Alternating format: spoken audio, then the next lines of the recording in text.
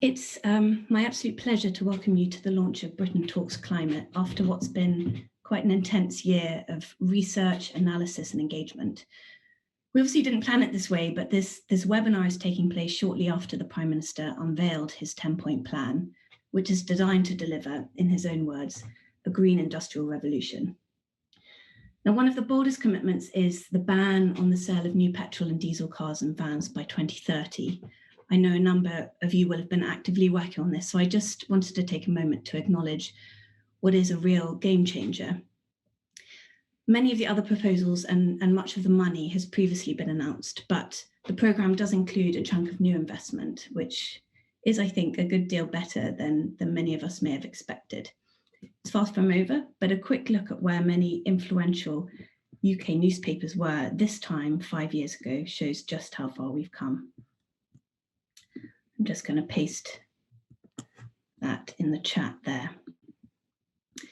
So my name is Jessie Nichols. I'm the communications lead for the UK programme of the European Climate Foundation. And for those of you who don't know what we do, we support the climate community in shaping the public debate and forging bold solutions through philanthropy. I will be chairing today's webinar with the excellent team at Climate Outreach. You're going to be introduced to the key findings of the study and we'll explain how you access and use them. We'll then take a short break before fielding questions, and I kindly ask that you put any questions in the Q&A function at the bottom of the screen and add your name and organisation when you do. We'll then talk about next steps before wrapping up at midday. So first, I just wanted to explain the genesis of Britain Talks Climate, which really dates back to October last year. And at that point, we'd seen incredible momentum on public engagement throughout 2018 and 2019. Public activism had opened up political space like never before.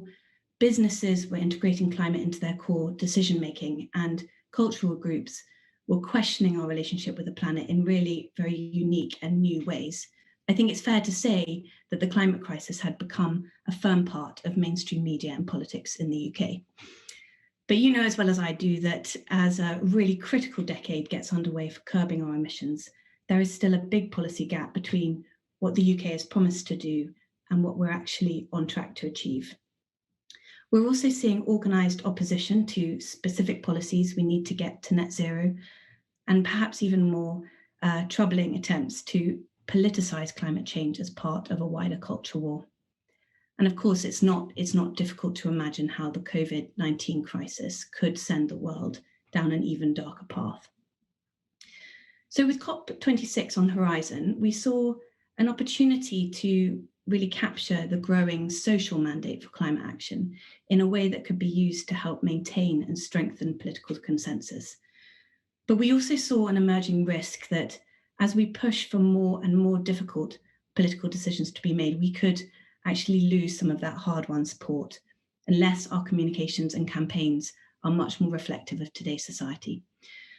So that's why we decided to team up with More in Common, who pioneered what they call their core beliefs model.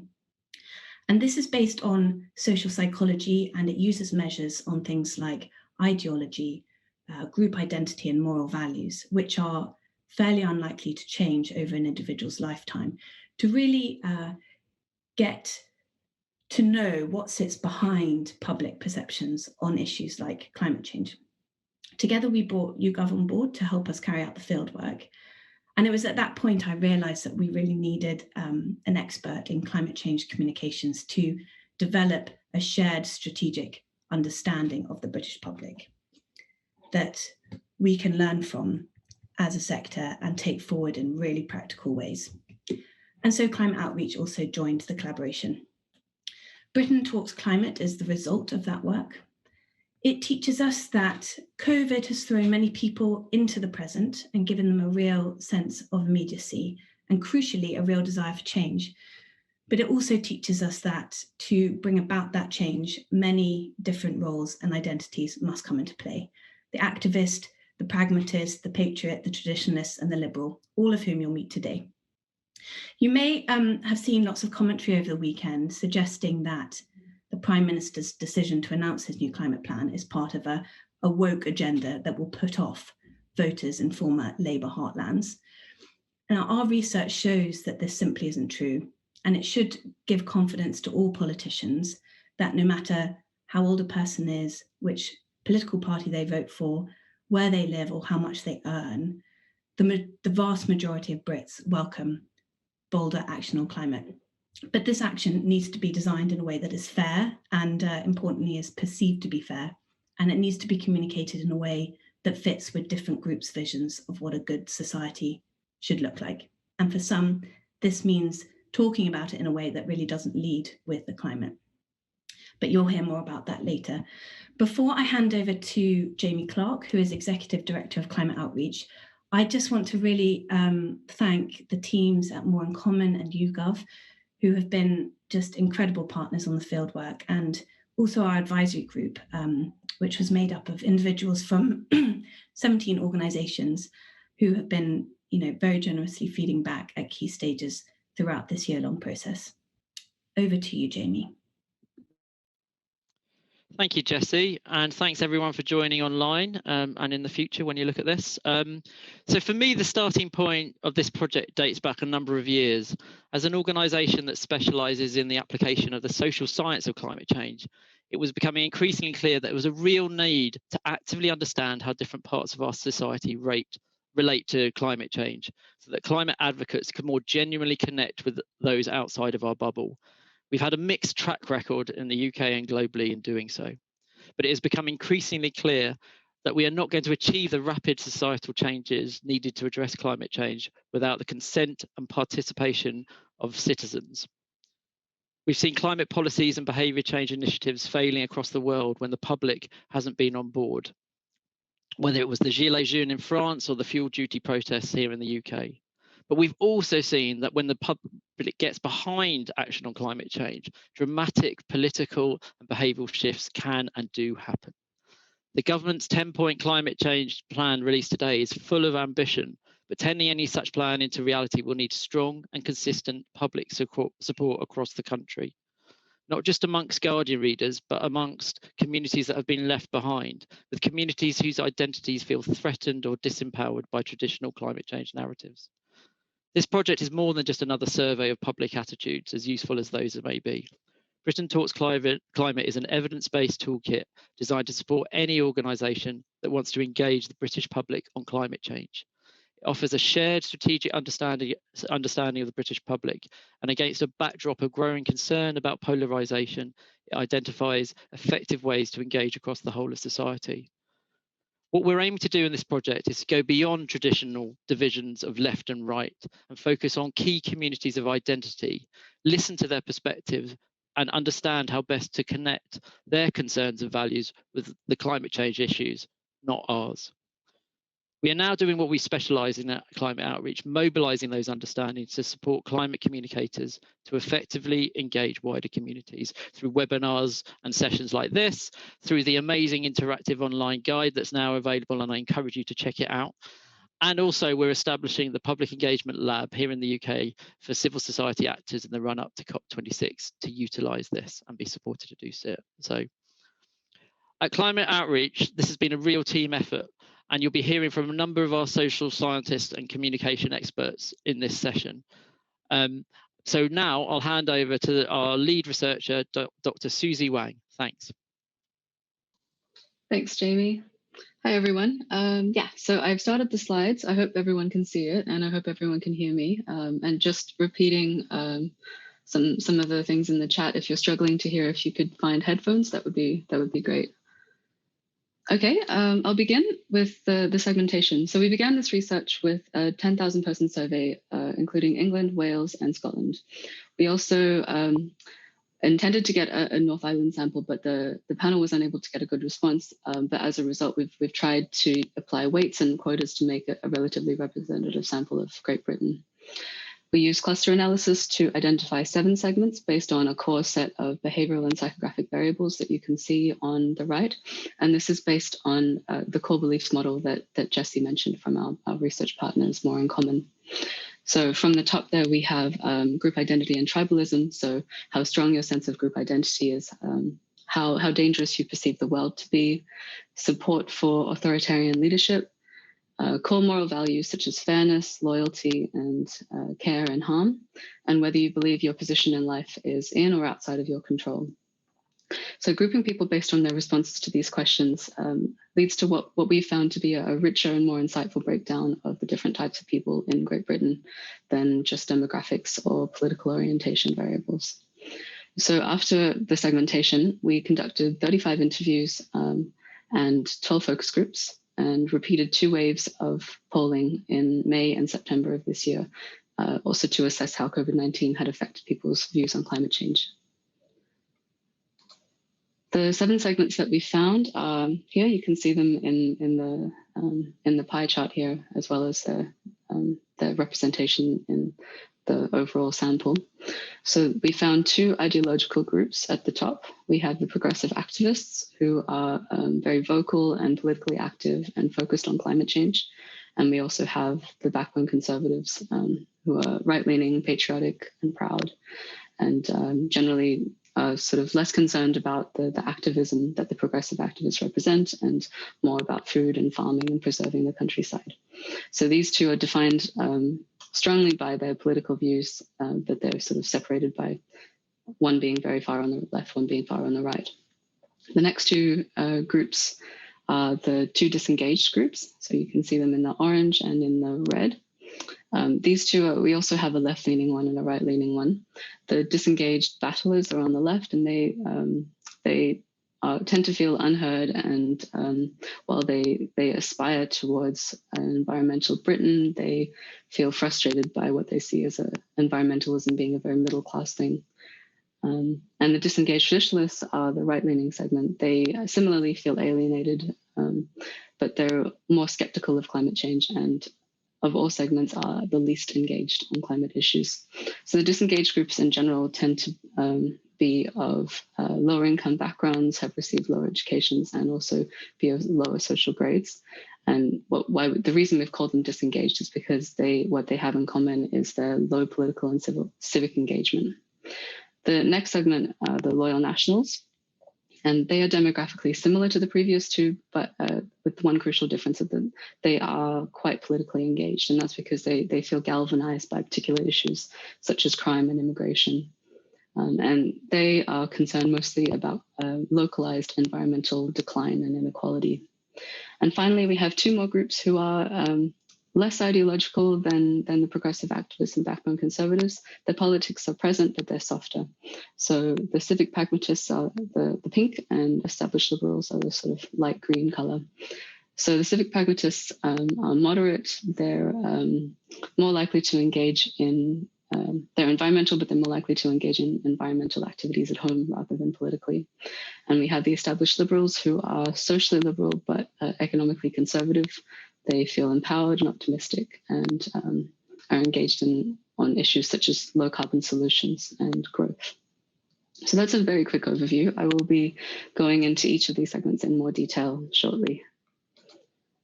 In terms of geography, segments are spread all across Great Britain, but there are a few differences. So you can see that London, for instance, in this orange, progressive activists are more likely to be in London.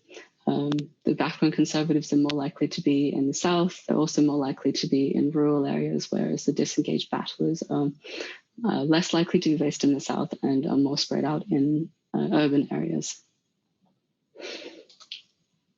And while it was a largely representative sample, ethnic minorities are underrepresented in the sample that we obtained ultimately, with 5% on average compared to around a 13% population average.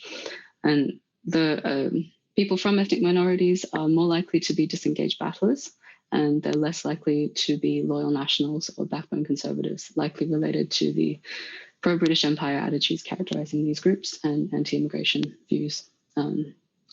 So ethnic minority representation is a problem for many research panels, and one that needs correcting. And we're currently in a dialogue with the Market Research Society about industry standards and how ethnicity is factored into nationally representative samples in the UK. But what our extra focus groups and follow-up testing shows is that awareness of the intersections of climate and race are not well understood by the British public, and not even those from ethnic minority backgrounds. And may need some attention in order to approach this in a unified way. So the 7 segments have a lot in common in climate. The majority understand that it's happening and that we are convinced that we should do more about it. But there are important differences in the way that they engage with the issue. So now I'm going to go through each of the segments individually in a little bit more detail. So we'll start with the progressive activists.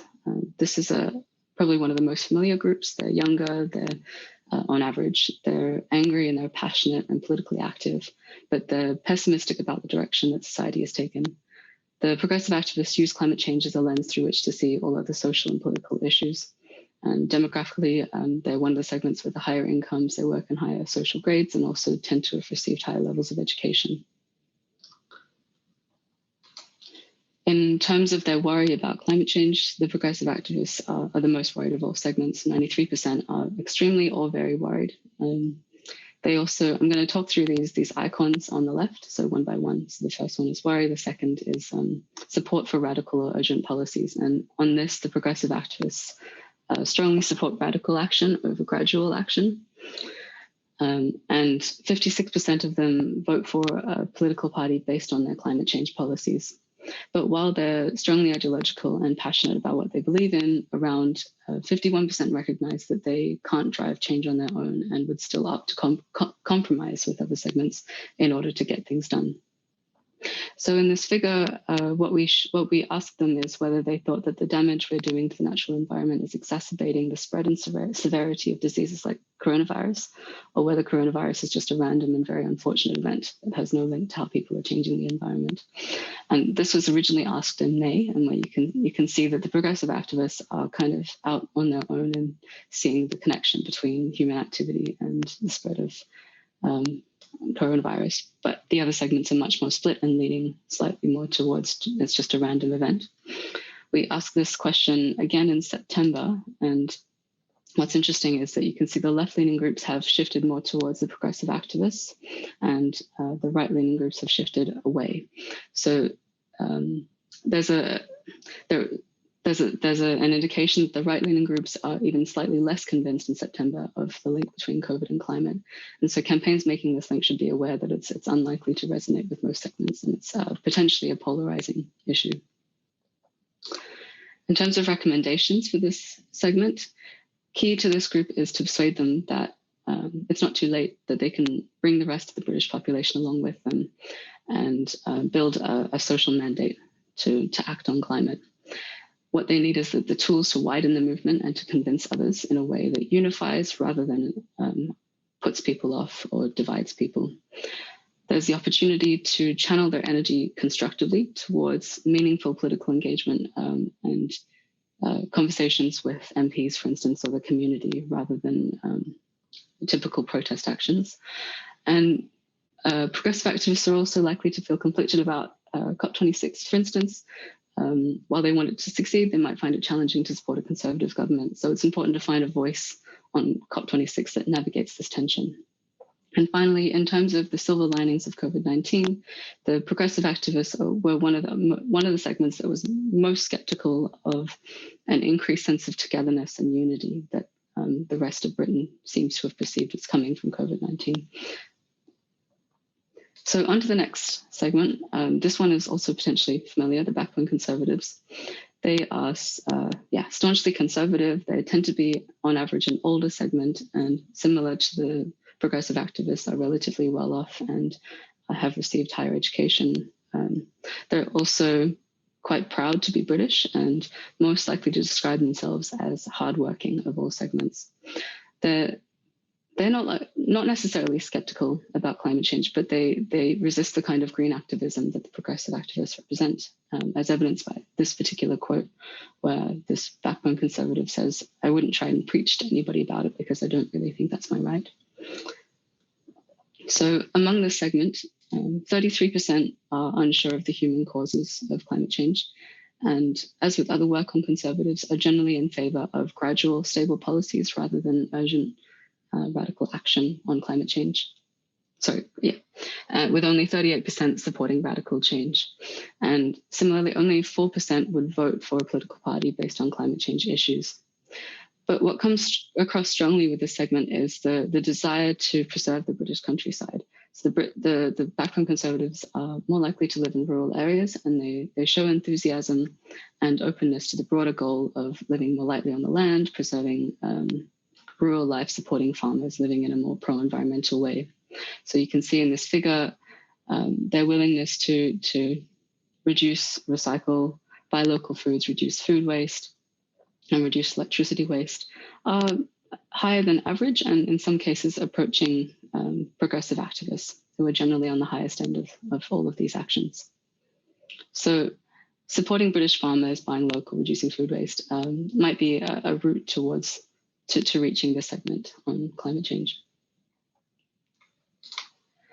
So in terms of recommendations for this segment has a story on climate change that is clearly distinct from the left. So we can build on well-established research, for instance, in the past on engaging conservatives on climate change, on emphasizing the things that background conservatives care about: British leadership, rural way of life, farming, and environmental standards. But importantly, it needs to be distinct from the left. It needs to come from a different messenger. So, for instance, scientists and farmers, people impacted by climate change, are more trusted on climate change. And similarly, national pride is one thing that defines this group. And so, emphasizing the practical achievements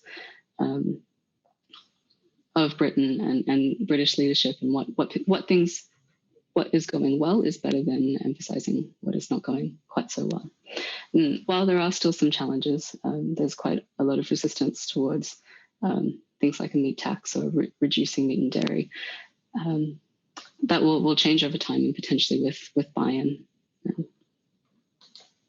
So next we have the civic pragmatists. So this is a moderate group that's both progressive socially and economically. They're more likely on average to be women than men, and they tend to have medium to high income and medium to high levels of education. So the civic pragmatists are quite fearful about the direction that the world is taking, and they're worried about climate change. But it's not central to their politics. They're also proud of embracing diversity and advancements in gender equality in the country. And they're not as politically engaged on climate as progressive activists, and are much more likely to try to do household-based things and speak to their family about climate change, for instance. Still, around 73% are very or extremely worried about climate change, with 69% supporting radical action.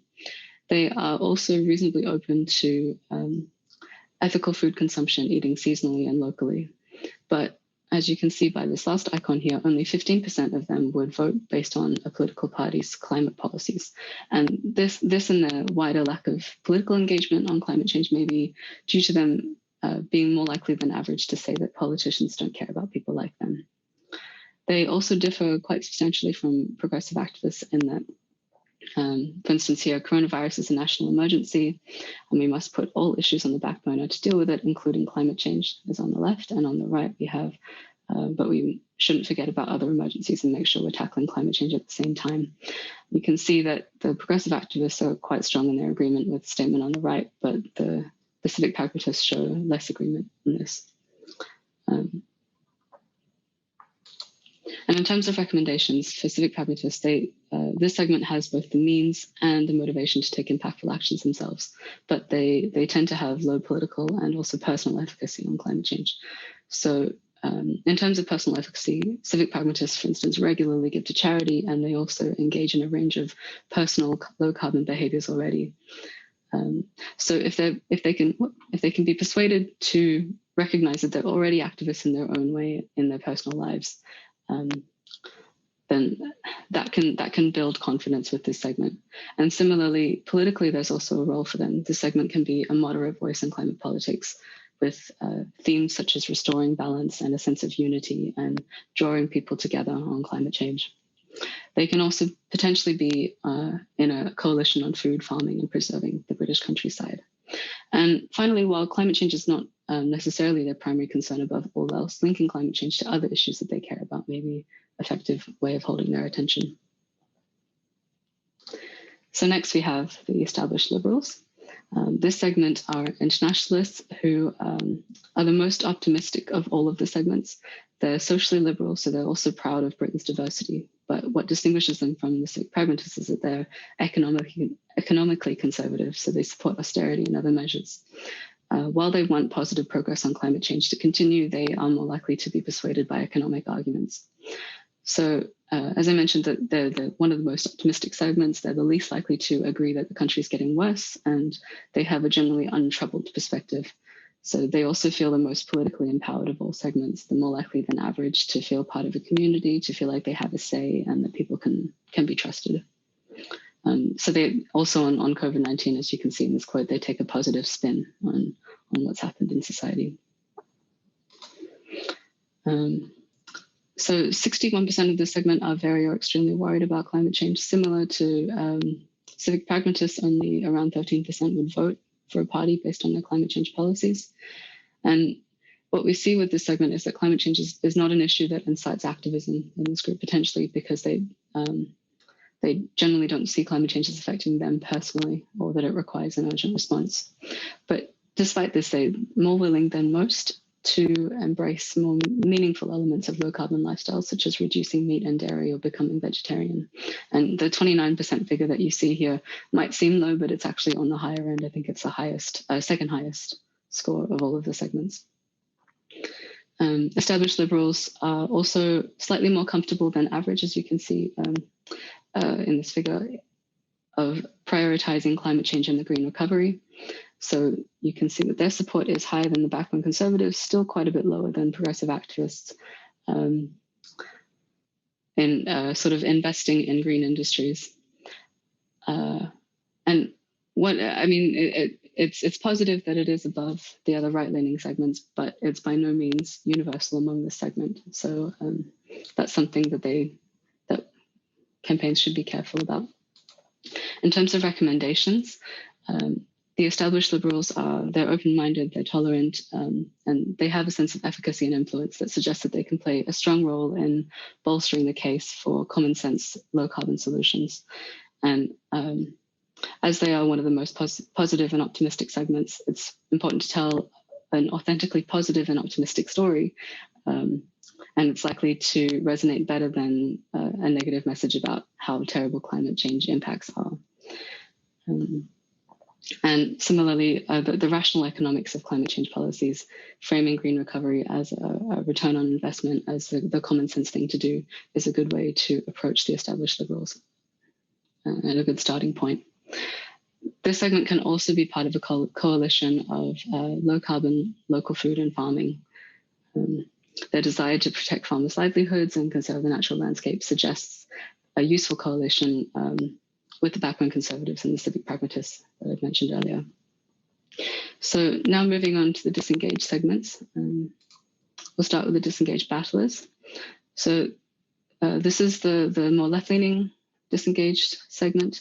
They are economically and socially left-leaning. So the battlers care about climate change, they care about social issues, diversity, but they mostly care about inequality. They generally feel unheard and unrepresented. They're most likely to live in urban areas and have received medium levels of education, but they tend to have lower incomes and also are the most likely of all segments to be unemployed. They also are the most likely to feel lonely and the least likely to feel part of a community. And as suggested by this quote, while they do care about climate change, they feel that inequality on this issue and other issues is a big problem. They don't feel like they can personally do much about it. So I'm going to scroll forward. While they want the UK to be environmentally friendly, their concern about climate change is still above average, but is at similar levels to the backbone conservatives. Around 34% didn't vote in the last general election, and that seems to be consistent across the local elections as well. And they're most likely of all segments to be worried about unemployment during lockdown. Even despite this, though, around 59% of them would support radical, urgent climate change action. So for disengaged battlers, climate change action needs to be fair and equitable. They are far more likely on average to say that there's one law for the rich and one for the poor. And a crucial difference between them and, as you can see there, the disengaged traditionalists, who are similarly financially unstable. So they're generally unpersuaded by rhetoric suggesting that they should do their bit, with second lowest engagement in personal actions to address climate change. And they are more likely to say that they're busy enough surviving from day to day without having to worry about climate change. So in terms of recommendations, with this group, it's important to build trust by really listening and showing in actions as well as visual communication how climate change will genuinely benefit people like them. They may be receptive to concepts such as just transition, but need to understand that it won't place an unfair burden on those without the means to affect change. And as I mentioned earlier, pushing a middle-class environmentalist lifestyle to this group won't work, and rightly so, because they are generally not doing the things that environmentalists tell people not to do. For this reason, it might be more fruitful to highlight what they are already doing. The disengaged battlers are among the least positive about feelings of solidarity that have come from COVID-19 and what other segments would have highlighted as positive changes, silver linings. And so, and generally face more economic instability the longer this goes on. So the silver linings messages may also not work particularly well for this segment. The next disengaged group is the disengaged traditionalists. They are the right-leaning group. They're more meritocratic, traditional, and also authoritarian. Many of them don't vote, but when they do, they tend to vote conservative. In general, they also feel alienated and disillusioned, but they also feel skeptical to some extent about climate change. So around 30% of this segment think that climate change is due to natural causes, and 30% didn't vote in the last general election. They are also, across all segments, the least likely to act on climate change personally, even for low effort, low impact activities such as recycling that are generally seen as quite normative. So while one of the lower earning segments, they have low support also for income redistribution policies or measures to protect the vulnerable. So for instance, this segment is about how coronavirus will leave the majority of the population worse off, with vulnerable people the hardest hit. Taxation needs to be fair, and those with the means should pay more to help those in need. And you can see that I've circled in this box the three groups that tend to be of lower income, and you can see that the disengaged traditionalists are much lower and also below average in their support for this statement. So despite tending to have lower income, and this group doesn't tend to see themselves as vulnerable and are generally resistant to messages about protecting vulnerable groups. And for recommendations for this group, as with the other right-leaning segments, messages leading with climate action are unlikely to land positively with this group. They generally have quite low trust for environmental charities, for instance. But by being conscious of their red flags, we can at least not further alienate them on climate change. Messages about acting on climate change are unlikely to resonate. Instead, it might be better to talk about manufacturing fit for the 21st century, building on Britain's proud industrial past, and also engaging around green jobs and a low carbon transition. And as mentioned earlier, disengaged traditionalists don't see themselves as vulnerable or as victims, preferring hard work over handouts, and so social justice messages won't necessarily land well on them. And they have low trust in general, but this is the beginning of the conversation with them. One thing that we've noticed is that their understanding of climate change has shifted since COVID-19. In September, we did some polling and some extra focus groups, and this segment seems to have become less cynical of the human influence on the environment as a result of the virus and also environmental changes that they've seen since lockdown. So now on to the final segment, the loyal nationals. So the loyal nationals are demographically similar to the previous two, as I mentioned earlier, but they are galvanized and angry and threatened. So they do have high political engagement. They're one of the older segments. They're most likely to describe themselves as working class as well. And they lean left economically, so they're anti-big business and economic redistribution, but they lean right on social issues. They are the closest segment to being populist and are very concerned about issues such as crime, terrorism, immigration, but also climate change. So Perhaps surprisingly, they are the third most concerned about climate change overall, and they show relatively high support for radical rather than gradual action on climate change with 51%. And despite being of the lower earning segments on average, they also tend to support the more costly aspects of ethical consumption, eating locally, eating organic and sustainable foods, buying locally, and possibly due to their patriotism. Even so, they're more concerned about other issues, Brexit, immigration, crime, and so climate policies don't necessarily drive their voting behavior, with only 5% voting for a party based on climate change. So in this figure, you can see that the Loyal Nationals share some core values with the established Liberals and the background Conservatives around ending our throwaway culture, reducing waste, working together to protect the environment, based on sharing, not selfishness, community, not division, and also feeling proud when they do their bit on the environment. And in terms of recommendations, what's important here is to not endorse the prejudices that many in this segment have, for instance, linking anti-immigration views to climate change concern and climate migration. But it makes sense to try and build on their climate concern in this group. And the challenge is finding a way to do so that doesn't endorse or take advantage of their fears. The Loyal Nationals' concern about the environment is likely to be on the local side, so more about localized inequality and environmental decline in their local area, rather than global solidarity with those impacted by climate change. And so bringing them together on local climate impacts such as flooding and the severe heat waves is a starting point for this group. Similarly, their trust on climate change lies mostly on local and ordinary people, on farmers, friends and family, and people affected by flooding and other climate change impacts. And the segment also has a strong sense of fairness. Everyone must play by the rules. And so, and they also have a strong sense of victimhood, of being on the receiving end of unfairness. So calling out big polluters is one narrative that may work for this segment. So now I've gotten through all of the segments, I'm going to pass on to Adam, who's going to talk about some more strategic messages and overall takeaways. Thanks so much, Susie, and hi everyone. It's really great to have such a large audience to talk about this project. So I'm Adam Corner, Programs and Research Director at Climate Outreach, and this Britain Talks Climate is such a rich resource. I would really encourage you to go and take a look through the web pages. Susie and my colleague Leanne DeLake is going to be back on in a second to talk about actually how you access some of this information, the kind of resources that are available. But I would like to just offer some sort of strategic reflections looking across the segments, and also maybe just offer some reflections on what we're hearing from the government today, because there's lots, I think, in Britain Talks Climate that is really helpful for helping us to infer how people will be responding to Boris's 10-point plan.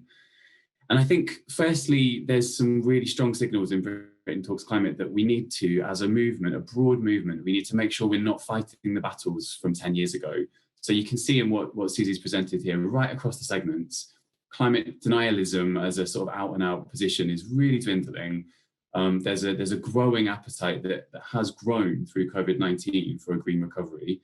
And there's currently no sign or no obvious sign of those kinds of cultural war dynamics that we see really bedeviling other social issues, and that we can see in other countries as well. So, you know, if it used to be the case that climate change was perceived as something for the left, for young people, people living in urban areas, then that's no longer the case. I think we have really solid evidence here. You know, look at the high concern from Loyal Nationals. Slowly but surely that social mandate is growing. Look at the language that Boris Johnson used to introduce these new policies, a green industrial revolution. It's a big step forward. And I think, though there's much to do, we are starting to enter into a new era of climate politics. And there's something quite striking, I think, about how well climate concern is holding up through COVID-19 in 2020. So frontiers of public engagement are moving, I think. That's really where I see Britain Talks Climate as being useful and helpful, is to help us sort of deepen engagement and to really help to drive those frontiers forward. But clearly there are still some pretty big battles remaining. We know that high levels of concern, high levels of worry on their own are not enough to drive deeper engagement, you know, whether that means more significant behaviour changes, or whether that means supporting more ambitious policies, which we need to go there. The backbone Conservatives, they're a kind of politically powerful segment, I think, but at the moment, they don't really engage well with the idea that we need to move away from a sort of high meat diet. That's problematic at the moment. We need to take that segment on a journey. The Loyal Nationals won't really support the petrol diesel phase out unless and until they really believe and can be reassured that it's financially accessible and fair. And you know, that is a fair enough perspective that I think we all need to be really conscious of. And voting on climate change is still a kind of minority interest, really. It's just really the progressive activists that do that in any kind of large numbers. You know, we've seen that the kind of sense of solidarity has grown this year, or it did initially, as COVID-19 broke out at the beginning of the year.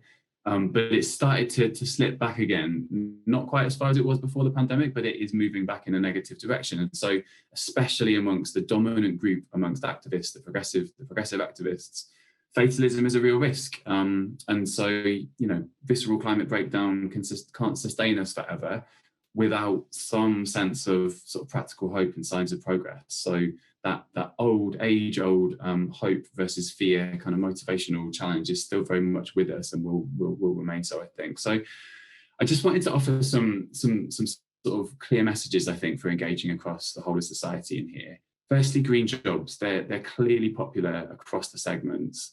And support for the green recovery has grown over COVID-19, but there are some segments, the disengaged battlers, for example, who are, you know, they're open, they're in principle keen, but they need convincing that these benefits will accrue to them rather than to other people. So I think probably top of the list for all of us, no matter where we work across the climate sector, is kind of making good on this rhetoric around green jobs. What do they look like? Who does these jobs? Showing visually and in our narratives, real people in real jobs who are already forming part of the transition. I think that's a kind of key message across the segments and for all of us. There's a crisis of trust, I think, which is bigger than climate change, but it speaks really profoundly to climate change public engagement, because we have a challenge in that we struggle for trusted voices right across different issues, including climate change. So whilst there are some really powerful stories to tell, I think, around the experience of climate impacts that people have had themselves now, or people who are already sort of in transition to green jobs, we really need to find and support and nurture those trusted messengers, because they're quite hard to come by at the moment. And without them, we are going to struggle to reach into the segments that are, I guess, less familiar, less typical for the climate movement. COP26 is on all of our horizons now, a year away. And in some senses, Susie spoke to this, you know, it's a real litmus test for the climate movement, I think, because the people who hold the reins in many ways, the progressive activists, are likely to feel quite conflicted about kind of supporting a government that they don't support. But what's clear, I think, from the findings in Britain Talks Climate is that the progressive activists can't do this alone. They're different from the other segments in lots of important ways. So that means we do need to bring other people with us on that journey. You know, there shouldn't be a kind of single definition of what it means to belong to the climate movement, and we need diverse organisations right across the country, mobilising right across the segments in the run-up to COP, campaigning in surround sound, even if we don't have exactly the same message, which wouldn't be appropriate. So that's not, I think, an argument for going beyond politics, but it is an argument for kind of political pluralism. It's not an argument for collapsing everything into the middle, where nobody's offended, but nobody's really mobilised or energised. There are real tensions, I think, that the Britain Talks Climate resource points to, and we don't want to hand wave those away. Many people would see climate change first and foremost as an issue of justice or an issue of racial justice, but several of the segments certainly wouldn't recognise that starting point and that assumption. Nuclear power was in the Prime Minister's announcement. That will rear its ugly head again and be controversial, as it always has been, for good reason, if it starts to be in the spotlight again. So perspectives won't always be reconcilable, but I think, you know, it's important to recognise that finding common ground doesn't mean kind of always going through the centre or ignoring differences. I think it's quite the opposite. We want to understand the different perspectives that people have, so that we can start to the best of our abilities from where they are, and find commonalities that might not be obvious otherwise, For example, the Loyal National's lived experience now of British climate impacts and seeing changes in the weather around us, is a very different starting point for a kind of communication strategy than winning an argument about acting on climate. They're very, very different things. So just to wrap up before I hand back to Susie and then Leanne, we see really clearly across the segments that there's no desire to go back to normal. That's clear across the segments, and the UK has the highest agreement with this kind of sentiment in Europe. So obviously, lots of people, lots of us in lots of different ways were not happy with how things were before the pandemic, and COVID-19 has really exposed a lot of inequalities more than ever. So questions about jobs, but I think more broadly, what kind of society do we want, are really front of mind in a way that they weren't a year ago. And if the climate movement can position ourselves with answers to these questions within this new context and as opportunities for transformations, then we can make them catalyzed by broad public buy-in rather than positioning them as sort of fighting against the grain of public opinion. Okay, so I'm going to pass back over to Susie and Leanne now for some of the more practical sides of this resource. Thanks, Adam. All right, so I have one more slide before I pass on to Leanne. And so as part of this project, we've created a series of resources that can help people apply what we found. So one obvious one is the toolkit. So Leanne will give you a walkthrough of our brilliant toolkit. It's on the website, and there are also downloadable resources such as prompts for team discussions within organizations on how to engage particular segments and how to sort of challenge assumptions. We also have provided golden questions, where there are 16 questions that YouGov developed for us that allow you to segment the people that you're speaking to, for instance, or even yourselves, and you can see where you fall, which segment you fall into. So there's the questions themselves. There's also a calculator, an Excel calculator, where you can paste in results from the survey and find out what percentage of your sample falls into which segment, and also a tutorial on the website as well. And we also have advice for conducting research online, for instance, through Facebook Chat Fuel or other ways. And in early 2021, we're also going to be adding some case studies that are currently underway with various organizations looking at digital message testing to reach particular segments. So I'm going to pass on to Leanne now, who I think will share her screen.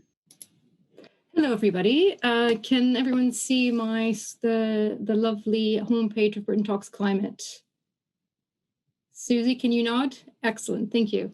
Hello, everyone. So my name is Leanne Deleg. I'm the communications lead at Climate Outreach, and I have the really fun job of taking you on a little tour of our brand new Britain Talks Climate online toolkit, where you'll be able to revisit and dive into some of the insights that you've been hearing from my colleagues, and importantly, access tools to be able to apply this to your own work. So where do you find Britain Talks Climate?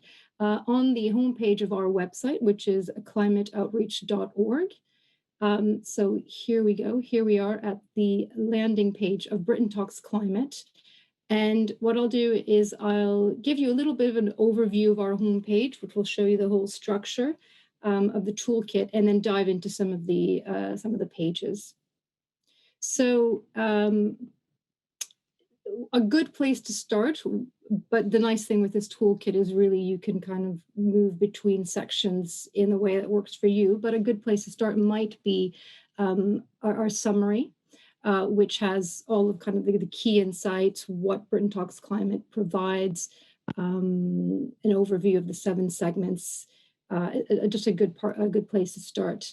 Then as you move down the homepage, you have a section on the big picture.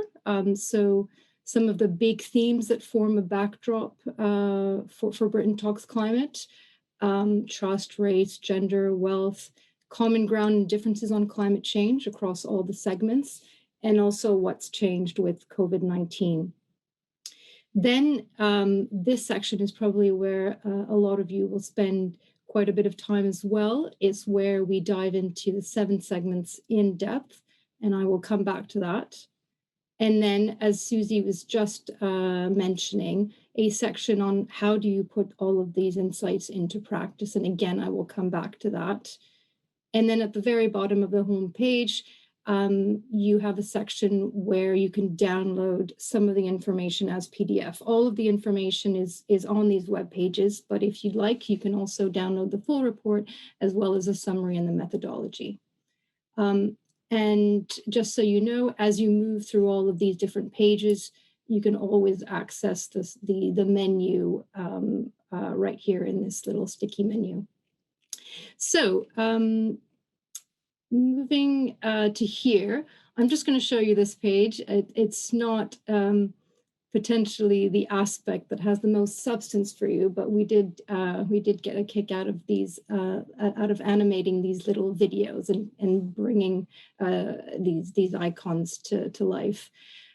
So what I'm going to do is I'm going to pick randomly one of the segments. So I'll pick the civic pragmatists. And I will show you what this page looks like. So each of the 7 segments follows the same structure, which means it's really easy to look across the various segments. So there's who are the segment, what do the civic pragmatists on climate change, how do they feel about certain policies, COVID-19, and also importantly, how do we engage these this segment. So if I click on that, it takes me to the exact spot on the page where that information is. So this a really key part of the toolkit, which I hope many of you will have a chance to look at with some key takeaways on how we engage this segment. You can go back to the top of the page with this little arrow here, bottom right. And I'll just kind of just quickly take you through some of these features that hopefully will help you engage with these segments. So I'm already running a little bit out of time, I think. So I'm just going to go quickly on this, but again, you'll have plenty of time after the webinar, hopefully, to dive into these pages. But you've got quotes from the segments. You've got statistics that show you how they feel about certain policies. There's lots and lots of information here, which I hope you'll agree is presented in a really engaging format. And then just very, very quickly, I will show you this section where, as Susie was mentioning, golden questions for segmenting audiences. If I go to that, you'll see that the tools that Susie was mentioning are here. So you can download the golden questions as a PDF and also the calculator. And if this seems overwhelming at all, I also asked Susie to kindly create a little tutorial video which walks you through how to engage with the golden questions calculator and the golden questions PDF. Okay, so I hope this has been a quick tour, but again, hopefully enough to make you want to dive into all of this deeper. We have designed this toolkit in a way, in a way for you to be able to shape the national debate in a way that draws on shared values and avoids division. And we really hope to hear what you think about the resource. And I hope you enjoy exploring it. So thank you very much. And I will pass it back to Jessie. Thanks, Leanne, and thank you to everyone for your really generous comments in the chat so far. We're going to take a quick break now, bang on the dot of 11:25, and we're going to come back at 11:30. Please submit any questions you want Susie and Adam to try and answer in the time we have in the Q&A function. And we will see you at 11:30. Thank you.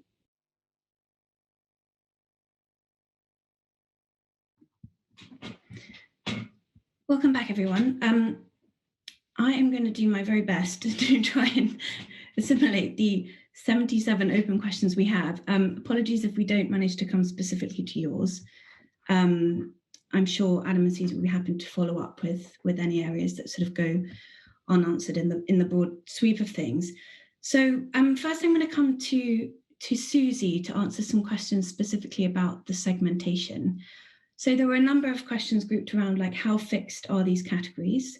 Under what circumstances might someone shift segment, if that's possible? Is there any risk of bias given these segments were constructed around participants' answers? And are you at all worried that this kind of segmentation could lead to stereotyping of different groups? So I'll just start with that one. Thanks, Jessie, and thanks for the question. I'll start with the stability and movement between the segments. So the core beliefs model and the psychographic variables that we used, such as people's values, are generally considered to be quite stable and don't really shift very much. So we don't expect very much shifting between segments in that, you know, someone will be this one day and this another day. But perhaps over a longer span of time, generationally, there will be a shift in the overall population and the balance of the segments within those.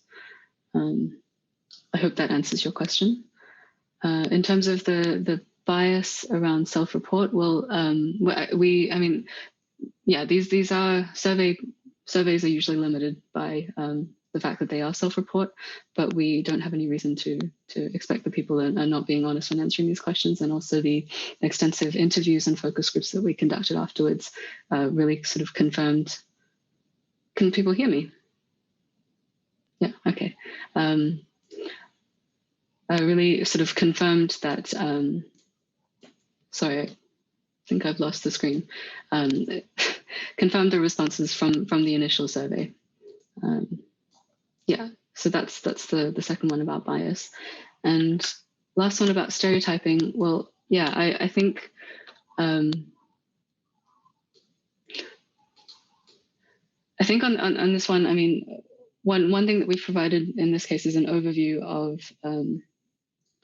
of 7 perspectives in the UK, and obviously there are more than 7 perspectives in general, but not all, you know, all models need to balance simplicity and usefulness. And in this case, we have we've come up with a way of finding 7 major different perspectives that are perhaps simplifications in some sense, but they provide more nuance than other methods that we've traditionally used in looking at climate change attitudes in the UK.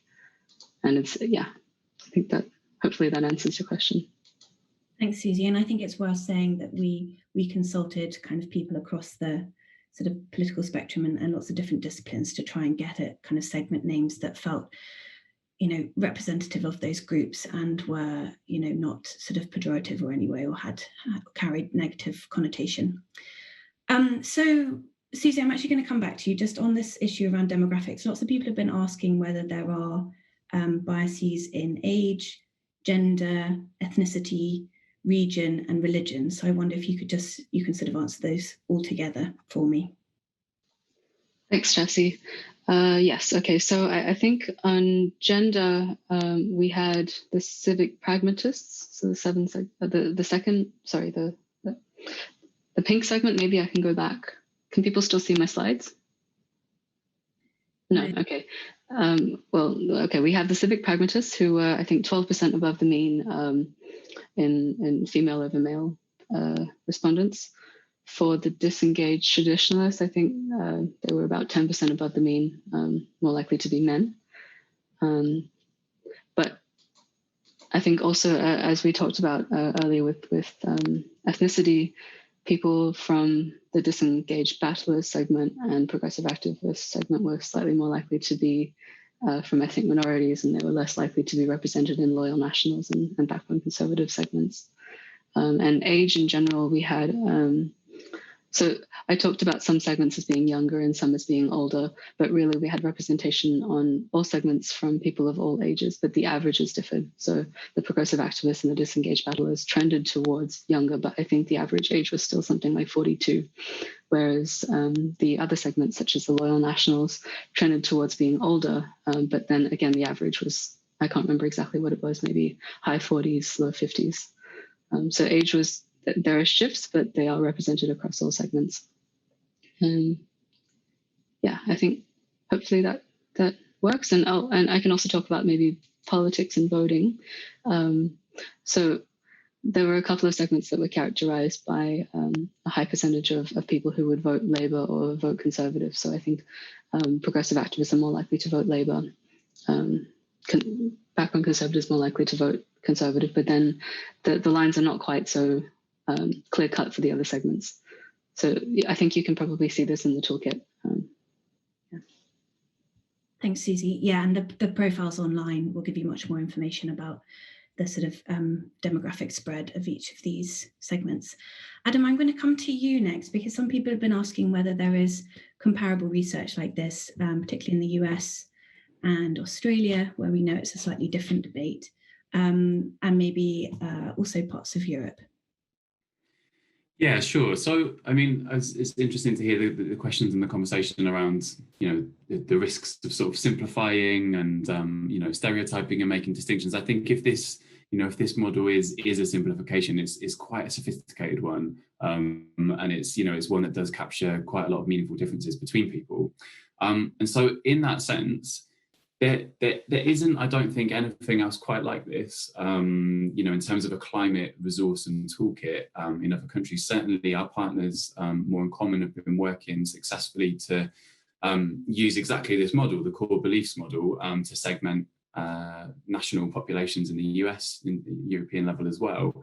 But I think I would say there is, a real opportunity here, especially seeing what seems to be the appetite for a really practical resource like this that can help people campaign, can help people reach out beyond the usual suspects. And I think it does kind of offer a model that we can and should be looking to develop elsewhere, because the same, or at least analogous, challenges are in other countries that we face in Britain.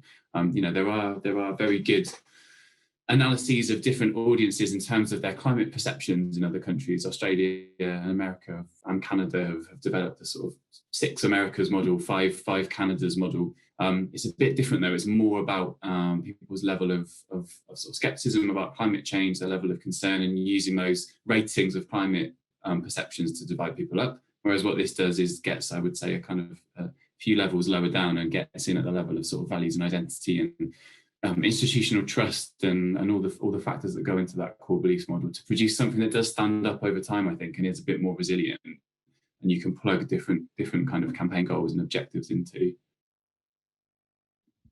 Thanks, Adam. That's very useful. Susie, back to you. Some people have been wondering how we can communicate about issues that are perhaps a bit more divisive and could lead to quite a strong reaction within some of the segments, but which are, very important to the agenda. So I'm thinking in particular, framing the climate crisis as a racial injustice issue. How would you advise people approach that problem? Thanks, Jessie. Yeah, this is a really tricky one, and I don't think there is an easy answer to this.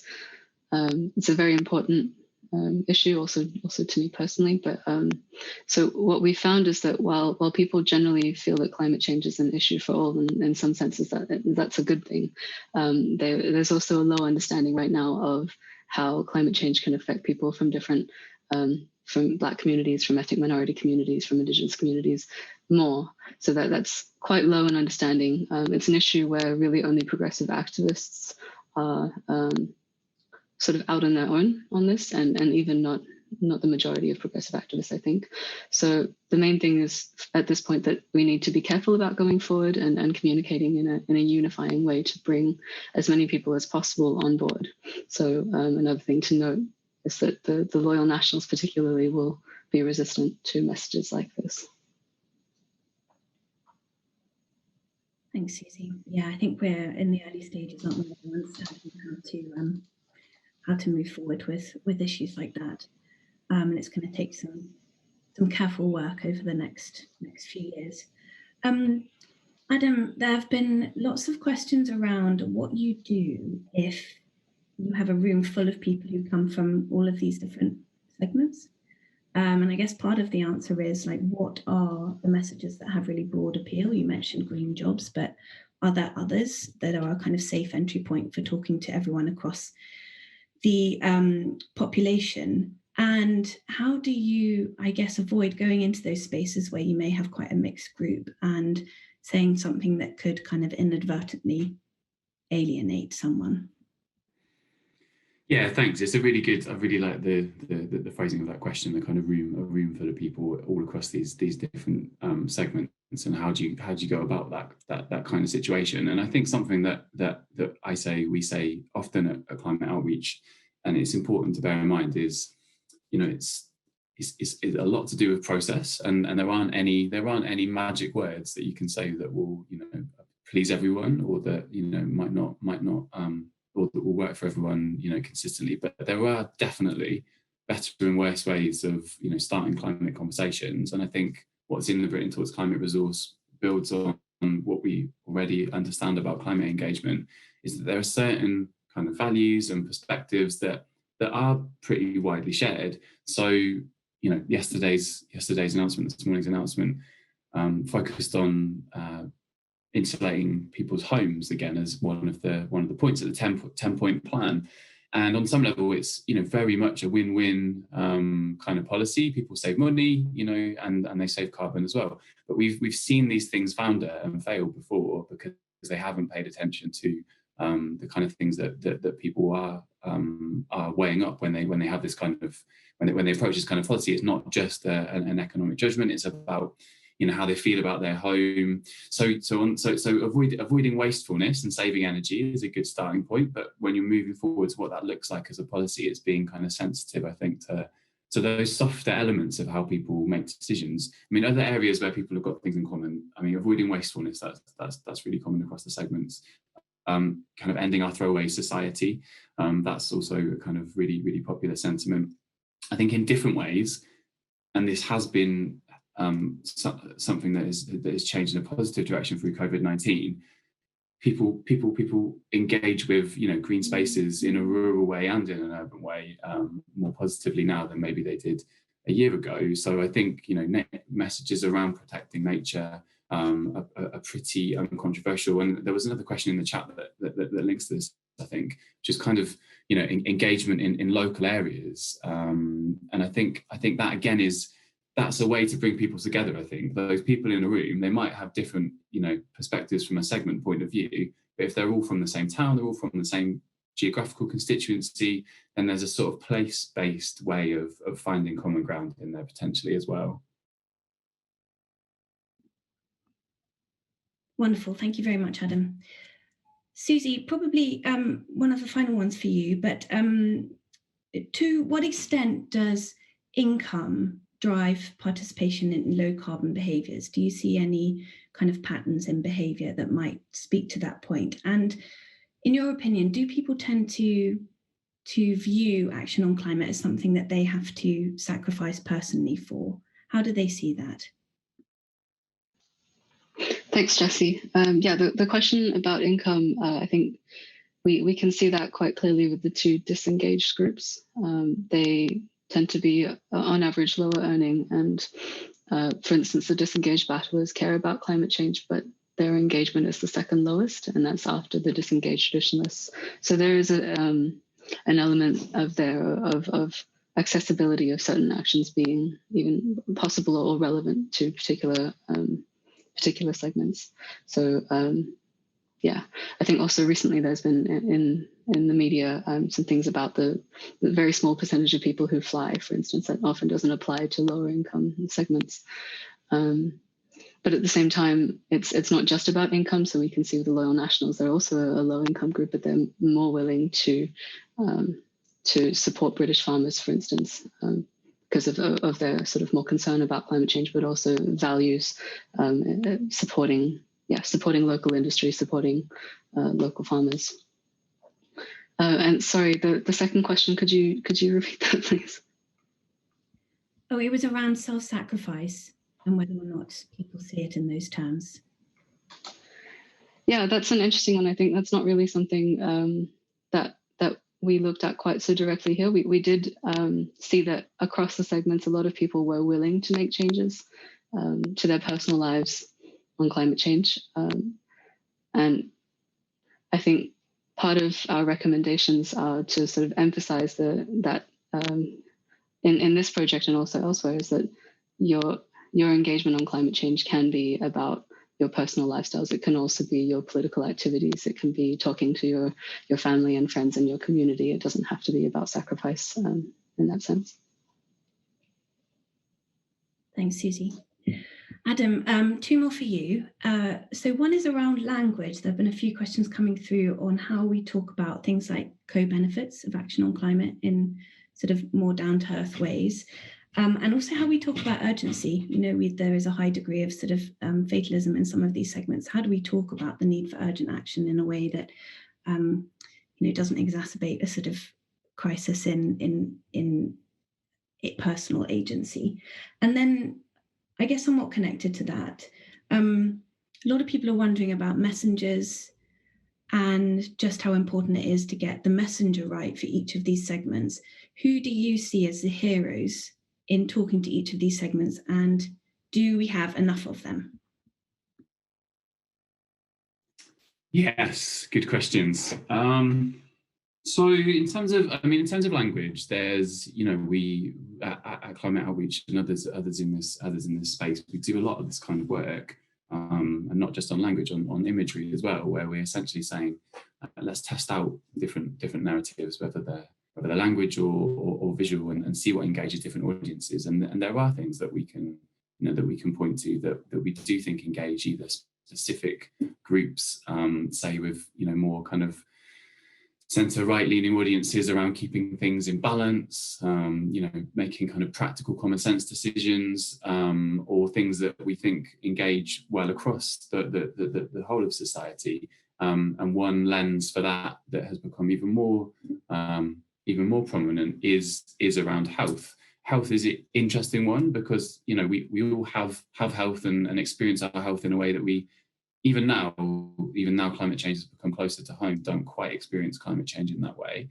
We sort of know that the baseline level of understanding about climate change as a health issue is quite low, but the potential is there to engage on climate change through a kind of health lens and explaining how climate impacts negatively affect people's health, the very old or the very young in a heat wave, or people's mental health through flooding, but also how kind of, you know, low carbon solutions can improve health as well through insulating drafty homes or whatever that might be. And this speaks, I think, to the messenger question as well. Climate scientists are well trusted, but health professionals are well trusted as well. You know, for sort of a comparable but distinct set of reasons. And there's every opportunity, I think, to work through health networks and health professionals to articulate what climate change means in a way that just slightly repositions it away from that environmentalist lens, which is typically had, and which is one of the ways to think about climate change, but certainly not the only way. I mean, always in terms of language as well, if we're thinking at the local level, listen to how people say things in their own words for the clues as to how to engage. I think that's really important, and it is something that comes through time after time in the resources that we put out. We've got a kind of guide, talking climate guide to engaging, having community conversations, and listening is a huge part of it, paying attention to how people articulate things themselves. And the question about the need for more trusted messengers and heroes, I'm not gonna kind of name three people that we should be looking to. We can see some favourites coming through in the Britain Talks climate work, and people like David Attenborough kind of consistently pointed to as trusted messengers. But I think fundamentally this is about approaching it as a question of really finding authentic voices, and that's not something that you can be too prescriptive about. You need to actually go through a process, say, who are these people? Why do they really buy into it? And how are they part of a particular community? And work with them, not as a kind of conduit in an instrumental way to pass on a message, but as someone who really can articulate a message authentically and credibly, from their own values to their own segment. So I think sometimes it's about taking ourselves off the microphone, moving ourselves off the stage a bit if we're campaigners and strategists, and really giving space to those other voices to be the mouthpiece for climate change in a way that maybe we haven't done as much as we could have done yet. Thanks, Adam. Okay, 2 final questions. The first for you, Susie, which is that we obviously have a really diverse group listening in here today, which is absolutely fantastic. So people have been asking, who's this resource for? Is it for businesses as well as green groups and a whole kind of gamut of other kind of sectors? And can it be applied to different disciplines?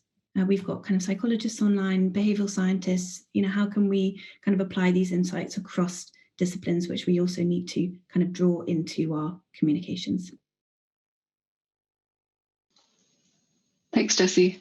So I guess the answer to that is that this resource is for anyone or any organization hoping to engage broader audiences on climate change, regardless of what organization they come from, or also people who want to have an understanding of different British views on climate change.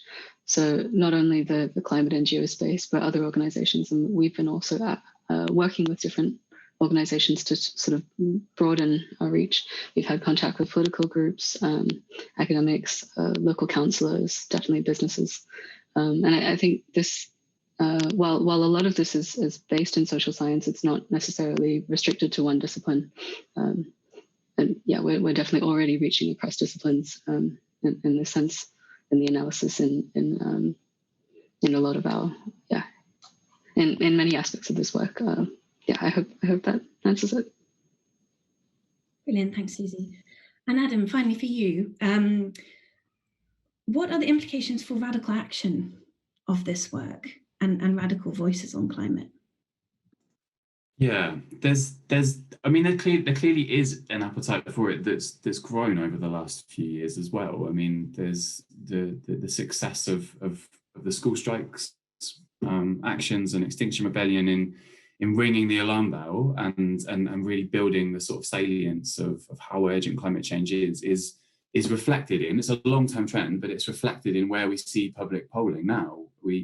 Going into the end of 2019, we were reaching historic highs in terms of levels of public concern, levels of agreement that climate change is an emergency, and levels of agreement that climate change is happening in the here and now. So that kind of psychological distance disappearing, or at least reducing, and that's continued into 2020. We still see those really high levels of concern. So what is that? I think it's a starting point for public engagement. It's where we need to be, perhaps a little later than we would have wanted to be. And I think announcements such as we've heard from the UK government today are a similar kind of thing. They're a starting point and a starting line, but really with a lot of the hard work still to do. So yeah, some of the segments, the more engaged segments are already ready for radical action, and they're raring to go. For them, the message is that you've got to bring other people with you. And to do that, you have to take them on a journey. You have to start from what you know about them, what you understand about them, which you can see in Written Towards Climate.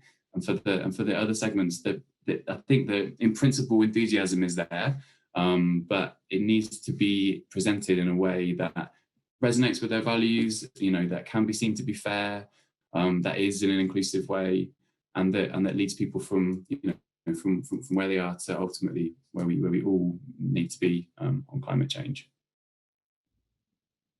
Wonderful note to end on. Thank you, Adam and Susie, very much. I think we better leave the questions there for now.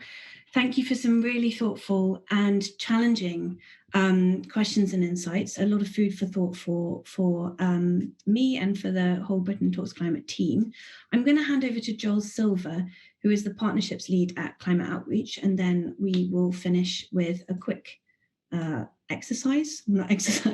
more like a sort of live poll, and wrap up at midday. Thanks, Joel. Thanks, Jessie, and hi, everyone.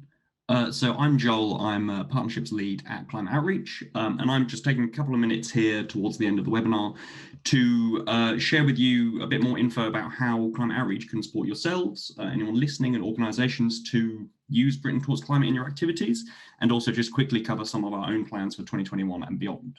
So it's safe to say we're really excited to finally be able to share the Britain Towards Climate work with you, and we are just delighted at all the engagement here and how many of you have chosen to attend the webinar. Really appreciate your time. Also, don't apologies if we didn't get your question. We had literally hundreds of questions and the engagement has been fantastic, so thank you very much for that. The project has been 2 years in the making, and I'd like to thank all the funders and partners who helped make the project happen, particularly the European Climate Foundation. So many of you, I'm sure, will be sitting there thinking, how can I utilize these insights, apply them to my organization, my campaigns and audiences? For those of you who are seeking further insight from the Britain Towards Climate data and evidence, especially those tailored to specific audiences and communication routes, we at Climate Outreach are really keen to hear from organizations and individuals who are interested in commissioning Climate Outreach to work with yourselves on embedding these insights into your communications. That can include training workshops, advising on the design of communication strategies and plans, helping to build and test framing, messaging, narratives and visuals.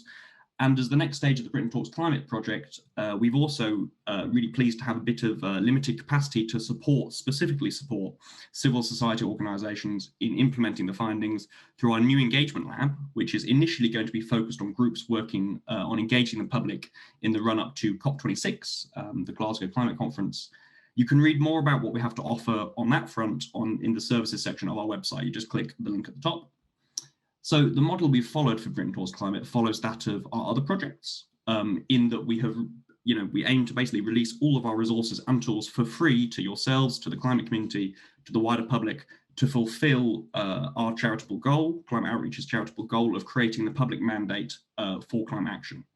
Being a charity, we do of course rely on donations from individuals, groups and foundations. Amazing projects like what you've seen today, they don't just happen. They start as an internal idea or suggestion, they build momentum, they're built into our strategy before going on a long journey to turn into the sort of powerful and unique resources and insights like Britain Towards Climate. In order to continue to provide vital guidance like this and develop our next major project, Climate Outreach is in need of further philanthropic funding. Firstly, to cover our core costs that keep us going on a monthly basis, and secondly, to build on the success of the Britain Towards Climate project. Specifically, we're currently looking to build up our understanding of the run-up to COP26, and also we are in the process of looking how we can replicate and roll out the Britain Towards Climate model internationally. So if you're interested in supporting us or working with us, we would love to hear from you. You'll see an email address on the screen here on the slide. If you want to get in touch with us about anything I've just mentioned, partnerships, commissioning us to do work, funding, or indeed the engagement lab itself, please do get in touch with us. That's Britain Talks Climate at climateoutreach.org. Thanks.